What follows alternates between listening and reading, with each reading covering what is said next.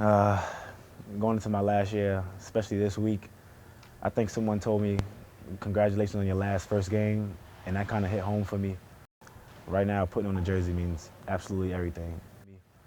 I mean, I was kind of quiet. I went into a shell for about 10 minutes prior to our exhibition game versus Cal PA simply because it was my last home game, my last first game, and going into this week is homecoming. A lot of people are going to be back, and the first thing that was different was coming last out of the starting lineup. I watched Troy, Darius, Javante, Jew, Briante, and Trey get that last call, and there was something about being that senior and being well documented here. It was pretty big time, and I had a lot of fun. So it's been bittersweet, but it's one of those feelings where you can't overthink it.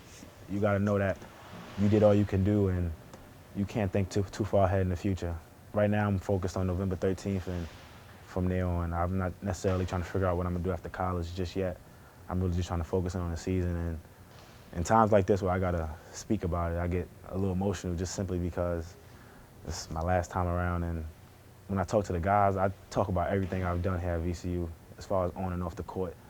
Especially on the court, I wrote down goals for myself each and every year for the most part. I've reached them. I have some really big plans for us this year. I think we're going to be really good. And I mean, it's a whirlwind. This is a hell of an atmosphere. This is one of my best college experiences, and everything happens for a reason. So I'm kind of glad I ended up here. What have you learned? What I've learned to become a man, become more accountable for your actions and for everyone around you.